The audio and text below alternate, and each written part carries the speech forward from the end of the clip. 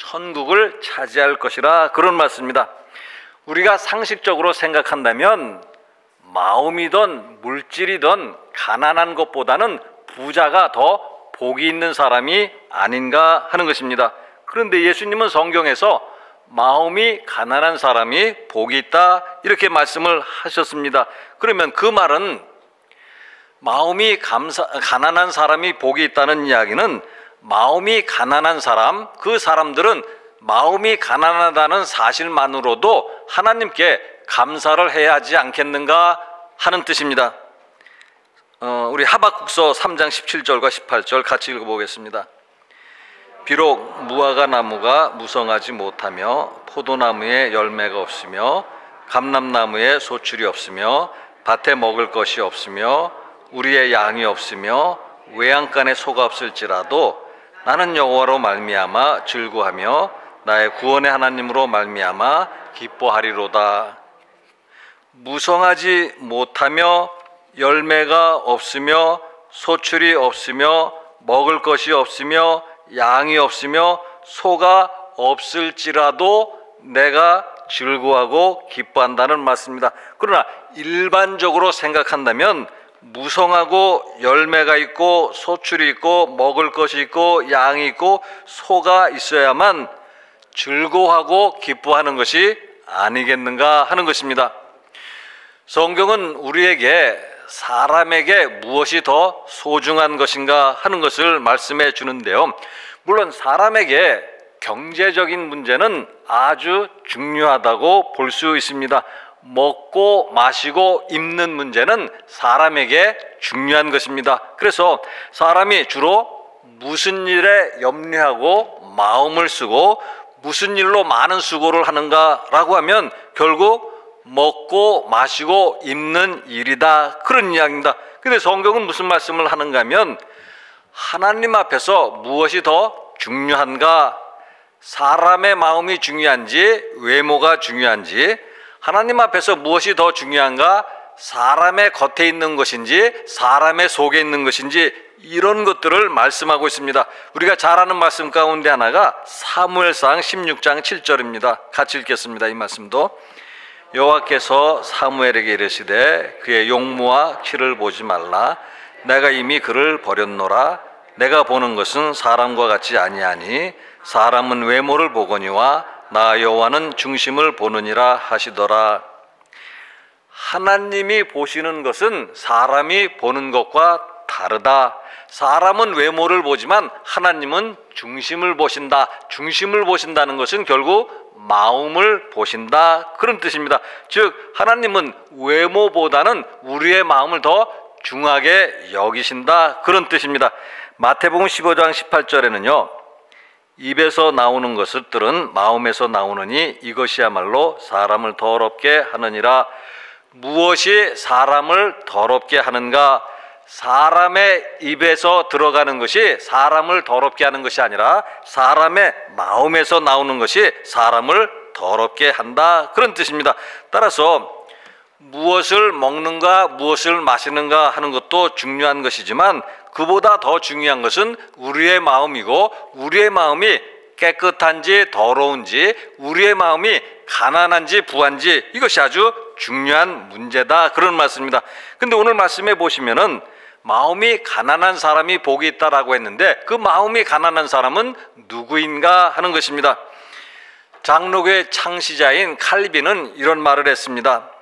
자기 자신은 아무것도 아닌 것으로 낮아지고 하나님의 자비에 의지하는 사람들만이 심령이 가난한 사람들이다.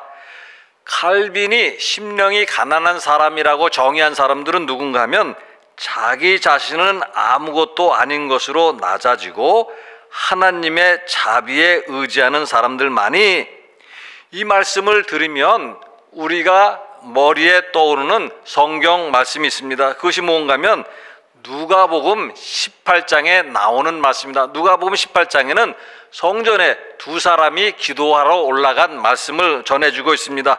바리새인과 세리 두 사람이 성전에 기도하러 올라갔는데 결과적으로 누가 하나님으로부터 의롭다 여김을 받았는가 하는 것입니다.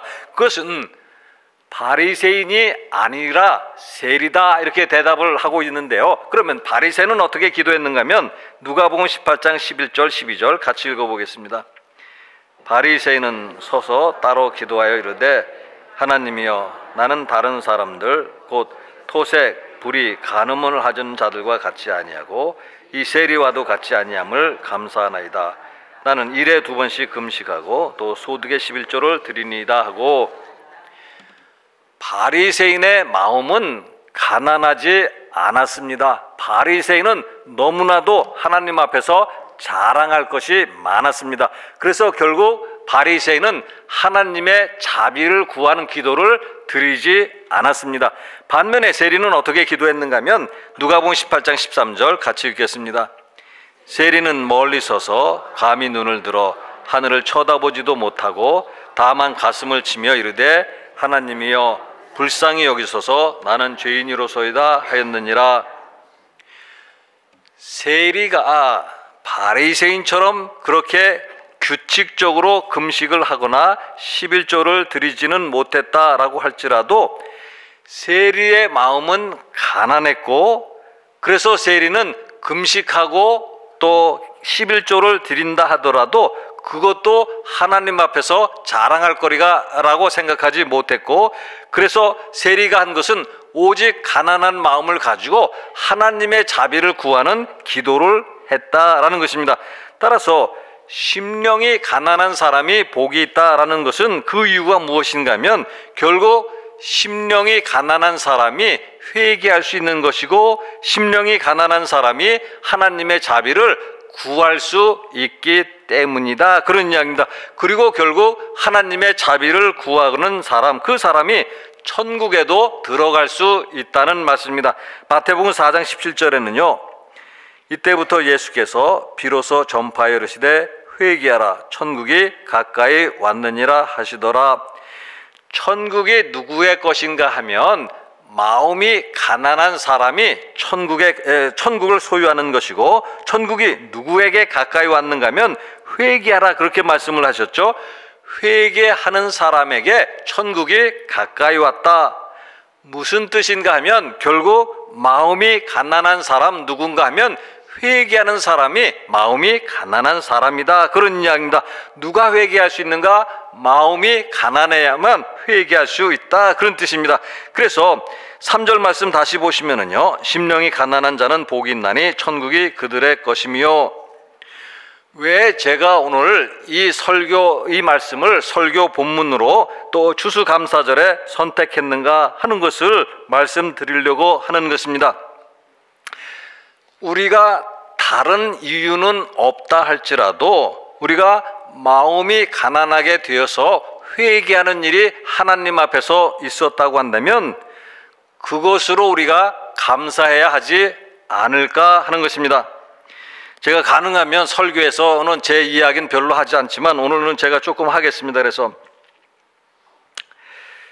이번 정기총회 또 그 선거 결과를 통해서 저는 제가 받은 충격은 결코 작다고 말할 수 없고, 그래서 정기총회 끝나자마자 여러분들에게 드린 말씀은 저에게 조금 시간이 필요하니까 인내하시고 이해를 구한다라는 말씀도 했습니다. 여전히 지금도 아직도 원망하는 마음이 조금 있지만, 그러면서 또 이 설교를 준비하면서 제 자신을 돌아보는 시간을 가졌습니다. 그 결과는 뭔가 하면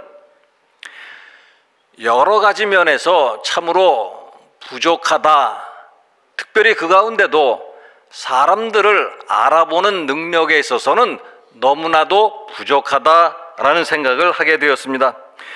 그러면서 이제 공자의 말씀이 생각이 났는데, 공자는 이런 말을 했습니다. 논어에서 이런 말을 했습니다. 남이 자기를 알아주지 않는 것을 근심하는 것이 아니라 남을 알아보지 못함을 근심할 것이다. 남이 자기를 알아주지 않는 것을 근심하는 것이 아니라 남을 알아보지 못함을 근심할 것이다.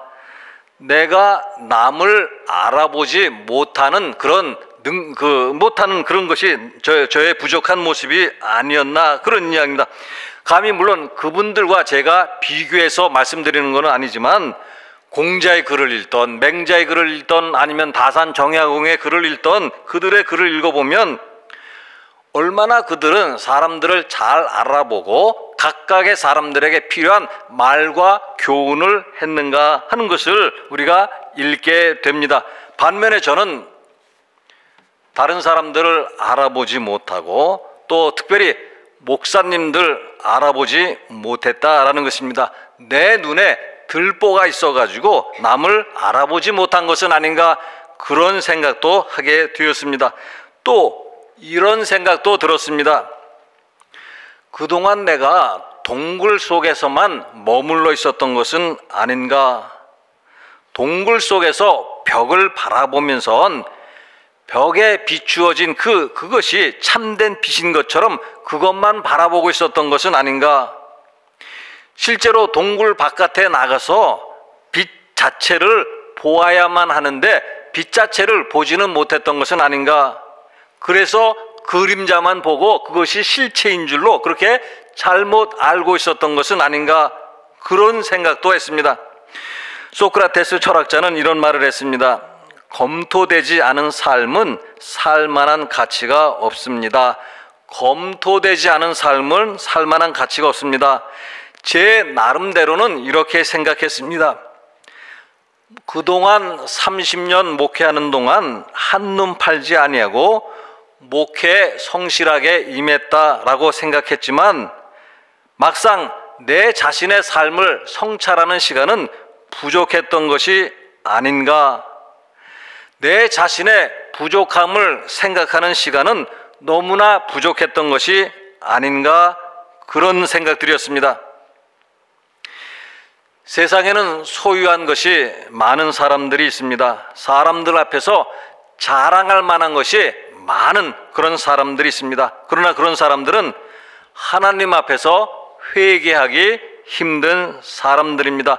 따라서 그들은 진정 복이 있는 사람들이라고 말할 수 없다라는 것입니다. 예수님은 마음이 가난한 사람, 즉 회개하는 사람이 복이 있는 사람이라고 말씀하셨습니다. 그러므로 내가 소유한 것은 별로 없다고 하더라도, 또 금년에 성취한 것은 별로 없다 하더라도, 내가 소원하며 계획한 것을 얻지 못했다 하더라도 마음이 가난해서 내 자신의 부족함을 볼 수 있었다면 그것으로 하나님께 감사해야 하지 않을까 하는 것입니다.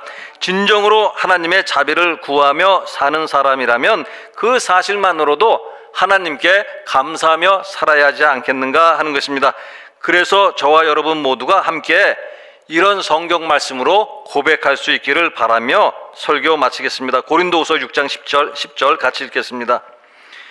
근심하는 자 같으나 항상 기뻐하고, 가난한 자 같으나 많은 사람을 부유하게 하고, 아무것도 없는 자 같으나 모든 것은 가진 자로다. 기도하겠습니다. 사랑의 하나님 아버지, 하나님 은혜를 늘 감사를 드립니다. 참으로 하나님 앞에 서기에 저희들은 부끄러운 모습이지만 그럼에도 하나님의 사랑과 자비 가운데 저희들을 붙잡아 주시는 것을 감사를 드립니다. 늘 어리석은 저희들에게 하나님 아버지 말씀을 주셔서 깨우쳐 주시고 하나님의 뜻을 잘 분별하여서 이 땅에 살아가게 하여 주시고, 그래서 하나님 아버지 세상에 속한 것에 우리의 마음 흔들리지 않게 하여 주시고 항상 어떤 형편 속에서도 하나님 바라보고 하나님 붙잡으며 믿음 생활하는 저희가 다 되도록 도와주시옵소서. 감사드리며 우리 주 예수 그리스도 이름으로 기도드리옵나이다. 아멘.